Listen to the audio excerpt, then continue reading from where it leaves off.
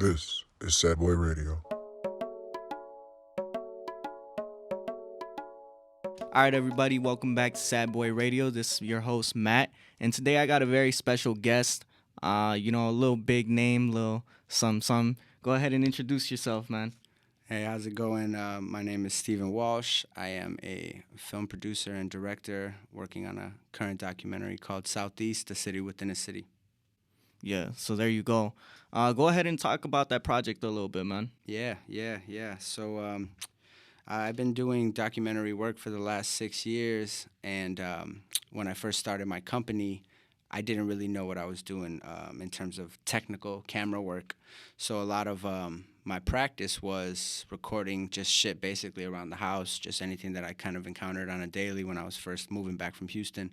And I spent a lot of time recording my grandfather. Just this, kind of old mythical feeling character that I spent a lot of my childhood with. And when I was first starting my company, I was at home trying to get everything on the move and on the ground running. And so while I was practicing, I would sit and record and play music. And he's this extremely talented musician and songwriter and storyteller. And I would record him so that I can practice editing later. And people would see the stuff. And, for me, it was just like me practicing, trying to get lighting right, trying to get my cinematography right, trying to understand sound, audio, all the tech stuff that I was lacking in my career so far.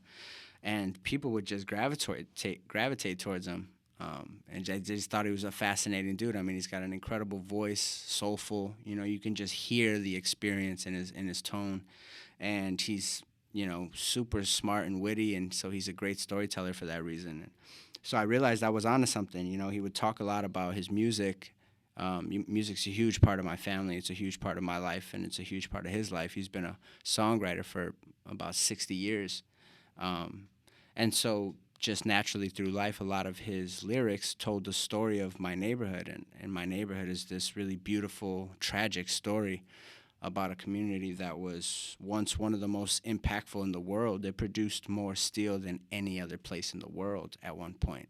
And in the early 80s, all the way up through the 90s, all those steel mills closed down. All those people lost their jobs, and you just had this community with a bunch of people from all over the world with no jobs. So naturally, it became a jungle, it became territorial, and, my gramps was an active member trying to survive in there. So the story went from being about him and what he went through to my community at large and what we went through. And it's sad. It's sad to see because a lot of people don't know about it. A lot of people from my neighborhood don't even know about it. So much history has happened in that one place that's changed the labor movement, that's changed the racial climate, the environmental climate, and our kids don't even know about it. So, my mission with this documentary is to tell that story truthfully, holistically, and whole culturally. I think a lot of it, you kind of hear one perspective in a lot of these pieces, and it's often the black and brown one that's not heard. So I want to make sure that this is inclusive. This is definitely like a really great story to tell because, like you said, a lot of people don't know it. Even being from Chicago, I don't even know it, right? So I'm definitely excited to see the project and see what comes about it. And you definitely got to put on for your city. You got to put on for, the people around you. A lot of artists tend to do that, right? Such as Big Sean with Detroit, August Alsina with New Orleans, even Nipsey Hussel with Crenshaw, right? Because there's so many stories to be told. And you get one part of that story, but you don't get the full story. And even the documentary, it's going to be one part of the story, but you're trying to capture it all. You're trying to display it for the world to see, and most importantly, the community that is going through it. Exactly, man, exactly. For me, storytelling is all about finding themes that people can connect to. Not everybody's from Chicago. Not everybody knows the difference between those of the South Chicago area and those of the North Chicago area. Some people have it all scrambled as one place. Some people really know that difference. So I kind of try to stay away from the more exact, and I like to focus on those themes that anyone can resonate with, which is if I got a kid and I lost my job, I'm going to do whatever I got to do to take care of them. I mean, as a father, I know what that means. So I can only imagine what it would feel like to be good at one thing your whole life. You were told your whole life you were going to go and work at the steel mill. Your dad worked there. His dad worked there. There wasn't no college back then. It was you turn in your diploma and you pick up a hard hat and you go to work. So imagine if that's all you know how to do, and then in one instance, your job's gone. I mean, for some of these people, they took their jobs, they took their pensions, they took their last checks. They didn't even let them into their lockers. You know, it's as if we just didn't matter anymore. We didn't need it. So there's a lot of themes that people can relate to because all across America this happened. It's deindustrialization. It's globalization. It's the Rust Belt. You know, I think a lot of people can relate to what it feels like to have to do what you have to do to survive, to have to deal with the turmoil of wanting to be someone but having to do something, and those things not being able to live with each other. You know, it's in all of these stories throughout all of history. It's just never really been told from our perspective. So that's what I'm trying to do. Definitely, definitely. So, what do you think is the biggest lesson you've learned throughout filming the documentary? Man, that's interesting. You know, one thing that's changed a lot about the documentary is me and my position in it. You know, I was mentioning earlier, I'm not a big fan of being in front of the spotlight. I've grown through time to want to be more on the sidelines thinking, you know, than in the front doing just naturally. And what we discovered while making this documentary is that I am actually a pretty important and crucial aspect of it because I'm learning all of this shit as I'm doing this research, as I'm interviewing these people. So it's really important now, we're realizing, for me to discover these things in front of the camera. And that's been its own important lesson for me to realize, you know, I got to put my, you know, somewhat shyness aside and understand that I'm a voice for these people, and that means the world to me. You know, I was a teacher before, I mentioned that. Representing people, helping people, educating people, that's something that I hope I do throughout my entire life. So as I'm learning these lessons, I think the most important lesson I'm learning is to keep delivering this to other people, you know, because like you said, so many don't know about it. You know, I'm schooling my family about these things that happen right in our backyard. And for them, it's like, holy shit. You know, you think about the labor movement, you think about communism, you think about Russia, you don't think about South Chicago. You know, you think about the racial inequities, this melting pot of people. You know, not many people think of South Chicago, but that was a place where immigrants from everywhere. I mean, I'm doing research on my one block, the one block my grandfather grew up on, 90th and Burley. It was Swedish, it was Austrian, it was German, it was Polish, it was black, it was Puerto Rican, it was Japanese, it was Mexican. And you don't know that. Like, people don't know that. On that same block, a Swedish immigrant came here to find a better life for their family. So, you know, the lesson in addition is also that all these people, they may, you know, we always think about race as being this big differentiator, and it definitely is. But at the same time, when you see all of these stories about these people that are leaving one place to find a better place for their family, you at least can feel that there are some similarities that we have. And, you know, I think in today's day and age, it's important for us to realize that, you know, we're going to have differences and we should celebrate those. But we have to remember some of the things that hold us together, which is that we're all brothers, sisters, mothers, fathers.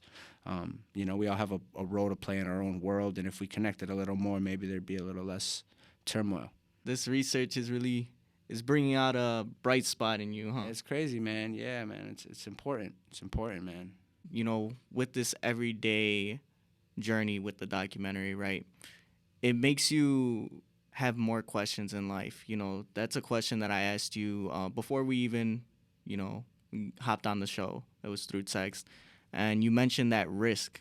Risk is definitely a thing that you've been thinking a lot about. So go ahead and touch on it a little bit. Yeah. Yeah, that's definitely something that's been circulating my mind. You know, I'm 31 right now, about to be 32. And, you know, obviously I'm coming into a new decade, and my thought process has changed a lot from my 20s. I think when I was able to take more risks because, you know, I was younger, you know, I had the ability to do so, to fall and get back up without too much repercussions. But now, you know, I'm a father, I'm running a company, I'm very active with my family, and, you know, I can't really slip. I can't fall. I just can't. I got too much on my shoulders. So it's interesting to try to go through life and try to contemplate what I should do next, because sometimes the thing that makes the most sense might not be the thing that's, you know, that I think is going to work. It's my gut versus my brain sometimes. And so, you know, I'm 31 right now. Things are going really well with my company. And even going into my company was such a risk. But again, I did that at the time. I didn't have a kid. I could fall and get back up. And look what that's done. I mean, it's changed my life. I've now been put in a position I never imagined I'd be in. And so the thought of taking those big risks, I know that's how you get the big reward. You know, if you don't get out of your comfort zone, you're never going to do something outstanding. You know, you're just not. If you don't give it more work, and if you don't try to perfect your craft more than the other person, then the other person's probably going to win that, you know? So I know what it takes, but when I got to think about paying the bills versus writing that script that I think in my gut is going to be something that can change the world, it's hard to look at your daughter and think about what that bill costs, you know? Look at your family and see how much money they need, and I'm like, man, maybe I need to shoot this wedding instead. Maybe I need to get this bread right for these people I love, you know? So dealing with that has been something that, you know, as a man, I struggle with, because I know that I have the capability to do something great, but I know that I have great expectations for what I got to do right now in the short term. So, you know, that's the name of the game, and, you know, all I'm trying to do is stay focused so that I could do both as much as I could. And it's completely different than when, you know, you're young. When you're young, I've talked a lot about it on the show, where you're able to do whatever you want. You know, you're able to go and get it, whatever you want to do, because while you're young, that's the time to do it, right? They say your 20s is the time to make mistakes. And like you said, early on, you could fall and, you know, get back up. But now if you fall, it's kind of like there's a greater weight that's going to be Exactly. right there falling with you. It's definitely a tough situation, and man, I even have it written down. You know, sometimes it doesn't always work out, and the hardest lessons to learn are just the ones that hurt the most. With that being said, sacrifice comes into it, right? Sacrifice is key to, you know, those big rewards. And an artist I think about is Drake, and his song "Light Up." How he talks about, you know, people are always telling him nobody works as hard as you, and that while everybody's out partying, he's still in the studio making the songs that they party to, you know. So with that being said, you know, what does sacrifice mean to you? Yeah, I mean, you know, that's it right there. While someone's celebrating, someone else is working. You know, we're all from the same fraternity here. When I was in college, I tried to live in that mentality. You know, I was the one throwing the parties, but anyone who really knew me knew that while the party was going on, I was probably in my room doing homework while that shit was happening, because that's just, I needed both. I liked balance. I think sacrifice is important. However, I think the key to winning in life is trying to minimize the sacrifices. So for me, it was like, do I have to make this sacrifice, or can I do both? Am I just being lazy, you know? And I think that's something that people always struggle with, is like time sacrifices. And I'm realizing more and more, especially with, you know, this last year, everyone had a lot more time on their hands. I think everyone's colors came out, and you start to see what people do with their free time. And for me, I just keep moving. I like to move. I like to make moves. I like to meet people. I like to learn new things. I often, you know, reflect every night pretty much about, did I learn something new today? Did I meet someone new today? Did I seek an opportunity? Did I miss one? So for me, you know, sacrifices, it's cost benefit. You know, I do everything based off that, a cost benefit. If I'm going to do this, what's the cost of it and what's the benefit? And I line them up, because you got to make sacrifices. You have to. But making the right sacrifices is what gets you to your dream faster. It's like the idea of, you know, you got to spend money to make money, right? Because you would know with your company, right? So when you first start off, you got to spend that money to make it back. I'm going to sound like a little nerd right now, but like what I think about is wrestling promotions, right? I don't know if you follow wrestling, but I used to. There's this new company called AEW, right? And they got a TV deal with TBS, but they're still not a profitable company because they've invested into like making a video game, and the video game's costing them a bunch of money. And you know, you see the trolls online just telling them like, oh wow, look, you're not profitable, you've been on for a year. And then there's other people that say, well, they're investing that money into something better for the future. So thinking about that, right? Even in the startup company, even right now with the podcast, right? It's not like we're making anything, but you got to invest the time, you got to invest the money in order to make it into something. Yeah, and I think again, the name of the game is trying to decide which sacrifice makes sense. Going back to the what is it, AEW. Yeah. I mean, I'm about a decade older than you, so I'm a WWF kid. I grew up on like Hulk Hogan and Doink the Clown, so it's way back. But what I've noticed is that it's obviously one of the most popular sports in history, and like all things, what I'm starting to realize in life and like all organisms is there's always going to be this empire that grows and then collapses, and a new empire grows and then collapses. And so when you're coming at these big empire corporations or markets and you're someone new, you gotta do something different, or else you ain't never gonna match them toe to toe. You just can't. You're gonna be out resourced. So whoever had that idea, if they did their research route right and found out that maybe the WWE games were always getting shitty reviews, and they realized that there's a potential opening there, then I think that's a smart move, and you just might need to have a little patience. But if they just kind of went out on a whim and didn't do their research right and could have put that money somewhere else, then there might be a whole different conversation. And that's the name. It's not really about the sacrifices you make as much as knowing when to make them, knowing when to make one versus another. You know what I'm saying? Because that could be a move that's just going to take a little while to blow up. You got to bubble slow, or it could be a foolish move in which they got to rethink quick. That's the game. Yeah, it's definitely a big risk, man. And, it reminds me of the question I had for you, actually.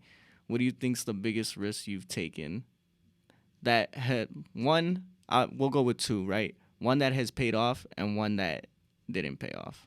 Okay. We'll go with the one that hasn't paid off real quick, just because it's not too major right now. I wouldn't say it's the biggest risk, but it goes to this. It goes back to this point. So this year was crazy for us. When the pandemic hit, it was literally the best time for our company. So when it hit, it fucking hit, man. It hit us hard. We had just come off our first Emmy. We were getting all the clients we've dreamed of. We started off shooting weddings and fucking quinceañeras, and last job we were doing was Wilson, Nike, Google. We were getting big, recognition. Our budgets were getting bigger. Our revenue was increasing. And then the pandemic hit, and we were about to go shoot South by Southwest. That got canceled. We were shooting a tennis tournament, got canceled. So all of our prospective jobs, this was the first time in our 5 years that we have ever been ahead of the game. Like, oh, I know what we're doing next month, and I know what we're doing the next month. So like, for us to get to that point was like, yo, we did it, right? Because that goes back to what my big risk was. That was starting this company. That was a risk. But then this year hit, and we had to be smart. We had less jobs. We had to, I had to make some very uncomfortable decisions on who to hire and who to not hire on shoots, on what made more sense. Who do I feed when you only got $1 and you got about 20 people to feed? That it was rough. And we had to make big decisions on what to buy. I know we were talking about gear earlier. That's a big decision. When you make your first little bag and you're like, do we buy a mic? Do we buy a camera? Do we just pay ourselves for fucking once? That was something we struggle with. Every time we get money, we're buying something and we're just getting tired. Maybe we just need a group vacation. It's strategy. And we made the decision to buy a big fancy $4,000 dolly. We used that motherfucker one time since, and it didn't even work that well. Which goes to show, we have to buy more stuff to make it work. But again, that's that risk stuff where like, man, looking back, and this is what it takes to be, a leader of a company. When you have to face that uncomfortable, what should have been done? We should have just saved that money, because it's going to be another scary half a year, and we got to be ready. I should have had that money saved in case something hits the fan, in case someone needs something, because you just never know. So risks, even in the smallest, it's you add them all up, and that can make a failed company, or it can make a successful company. And the biggest risk was really me starting this company. I mean, I grew up being told you got to make money my whole life. I came from no money. My pops didn't finish high school. My gramps, I don't think, finished high school. So I was like told to go to college. That was a big part of the documentary too. There was no other jobs in my neighborhood, so I was told to go to college. I went to college. I was told to make money, so I went to school to be an accountant. I didn't even fucking know what accounting was, really. I just thought that's what I had to do. So I got to bring back the bread for the fam. And then after college, I went to become a teacher. So I had a whole different other life. I went from learning about money to learning about kids and how kids grow and how communities grow. So none of that had anything to do with a camera or a microphone or a storytelling. And yet in my gut, I knew that's what I always wanted to do. You know, I've always been a storyteller. It was like I was a straight A student because I knew I had to be. But when I had free time, I was usually watching movies, reading books, writing, just kind of quietly because I just couldn't be loud and say I wanted to be an artist at a time where my family was like, get money. That's the last thing they wanted to hear me say. Yeah. But then, you get out of college and you don't got to ask mom for permission, anymore. And that's when you start to think about, well, what do I want to do? I love teaching. It was really important for me to teach. But I noticed on my free time I was still gravitating towards story, watching films, analyzing them, breaking down, thinking about what I would have done different. And yeah, I was in my mid-20s and I thought I can stay a teacher forever, but I'm realizing that I can still educate the world without being in a classroom, right? So I crossed that out. I love business, but I want to be in this world of storytelling. So I saved up the little bit of money I had. Teachers don't make too much, and I bought a camera. The first thing I really ever bought myself that was expensive, but it was just like, yo, ain't no one gonna make your dreams come true but you. And I just kept that in the back of my head. I got a plan. I didn't just go gung-ho wild without a plan. I had a potential business partner who was one of my best friends, my brother, basically. He was already in Chicago shooting music videos, kind of getting a little bigger. But he was always like, man, I need help. I need someone with the strategy in mind, who thinks about accounting, who thinks about finance. So, like, all of the stuff I have done started to make sense. And it was like, yo, it's not like it's a crazy risk. It's not, because I'm coming in with a skill set that artists need, and I realized that. And I already got someone that's got traction. So I'm not going to be broke. I might have some uncomfortable work, but I'm not broke. But it was still a big risk. I mean, my whole life, no one would have, I never out loud said I want to be a film director, but I always wanted to be. That's definitely a tough situation, man. It's a situation that a lot of minorities find themselves in, even Chicago minorities, right? Specifically because, we're from Chicago. So knowing that, you find a lot of people who have similar backgrounds where they're told, hey, you got to go to school. Hey, you got to go make money so that, you could eventually support yourself, but maybe even support somebody else. And it's a tough thing to hear when you are an artist, because that's what you really want to do. And you got to put that to the side until one day you can finally say, hey, you know what? I got to go live life for me. You mentioned music and how it's been such an impactful thing for you. Now, the soundtrack you also mentioned to me is going to be produced by you and your grandpa. Go ahead and talk about that a little bit. Yeah. So, music is to me just as important almost with any film I watch as the visuals. I think it enhances the emotion. It provides a situational environment. And, oftentimes when I'm watching movies, I'm listening to the sounds just as much, because a change in sound can change the whole feel of something, the whole energy. So because this documentary all began with my gramps and him sitting at home playing the guitar all day, we thought it was really important to make sure that the sounds told the story just as much as the interview clips. Because that's really what my gramps' music is. Something happened in life and he went home and his thought was to record it via lyrics.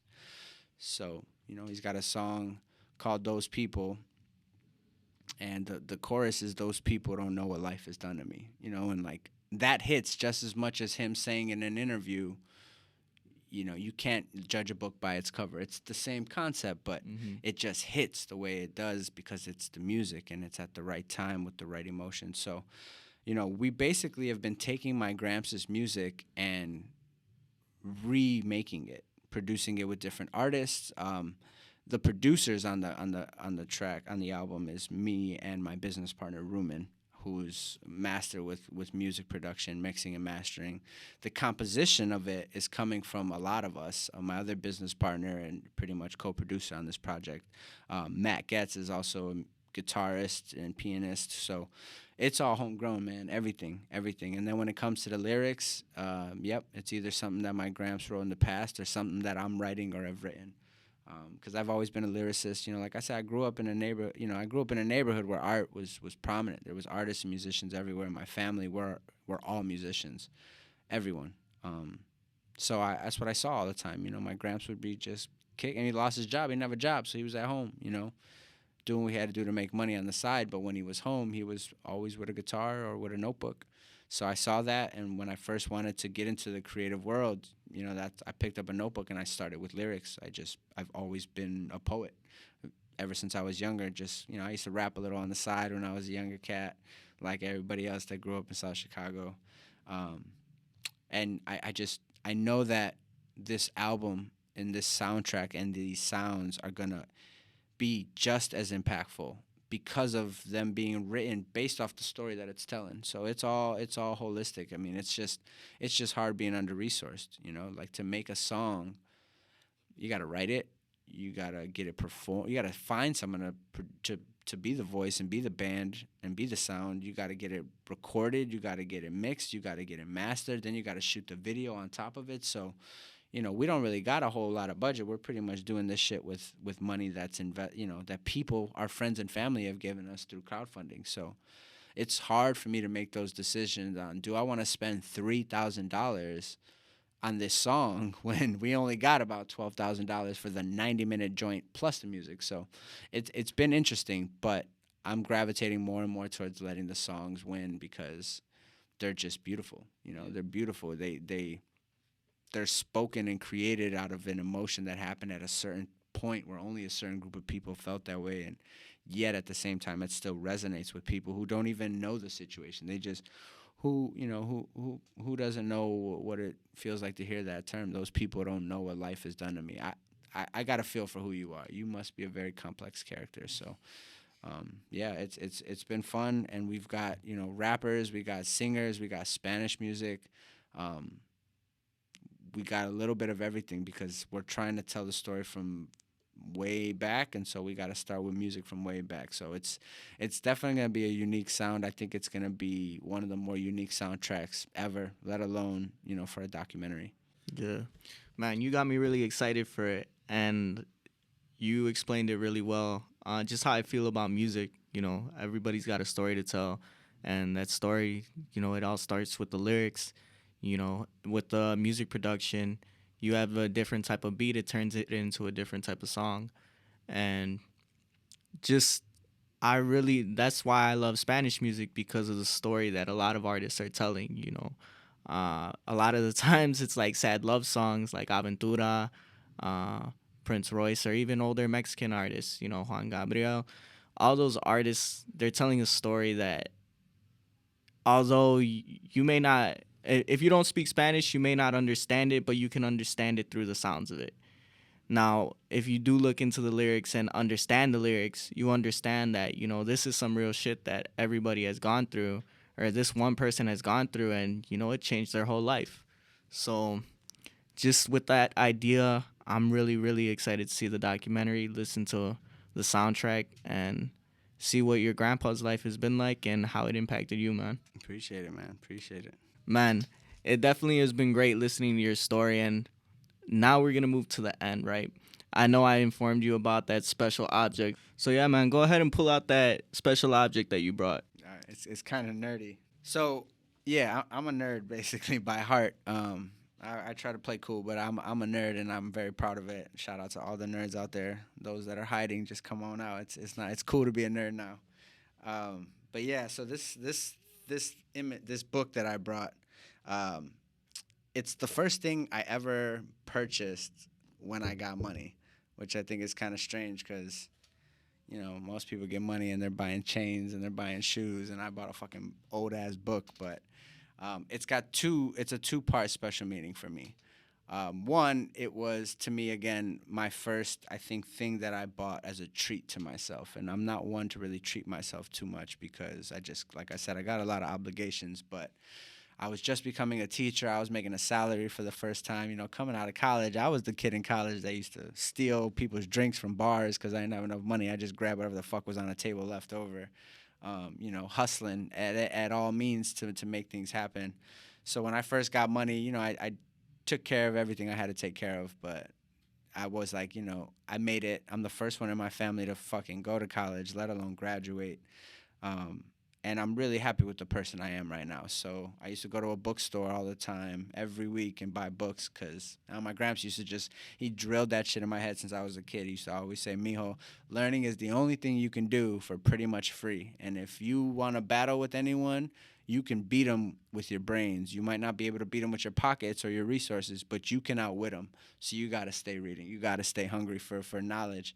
And this book in particular is very, very important to me because it was one of the foundations for me of storytelling, and it got me really into understanding that I can take a story and change the perspective. So it's a Peter Pan book. It's like an original from when J.M. Barrie, the author, it was one of his first publications, the first round of publications. And yeah, it was like $100. I mean, it's not like crazy or nothing. There's some crazy ass prices on books, man. You'd be surprised. Yeah. But again, for me, it was like, yo, I bought something nice for myself. And the reason why I love this story so much is it was the first story to me that made me realize that the storyteller is the one with all the power. It's not always the story that's being told, it's who's telling it. Because everyone knows Peter Pan. Everyone knows the story. It's a little fucking kid that doesn't want to grow up, and he's running around fighting pirates and Indians and natives, and Captain Hook is this master villain who's always trying to fuck up his plans. But in reality, that's not really the story. That's actually kind of far from it.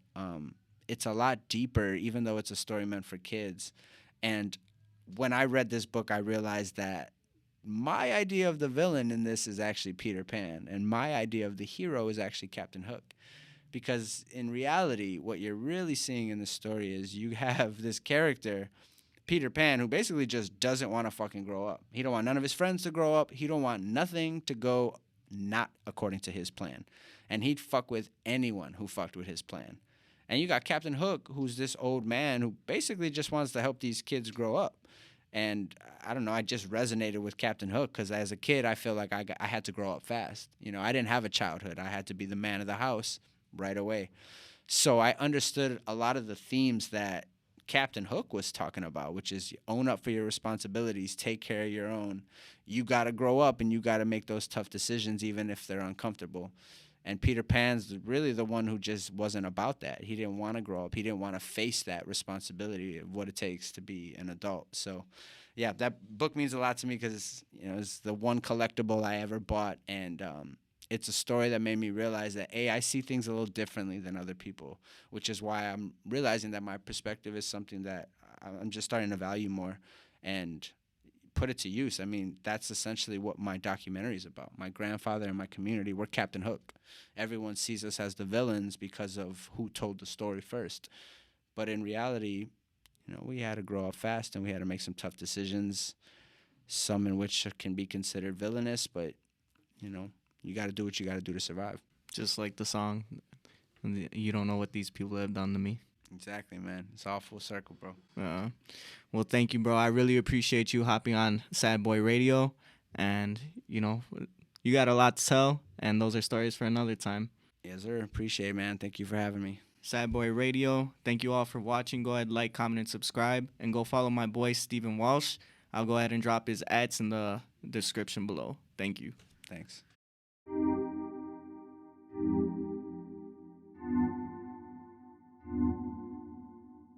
This is Sad Boy Radio.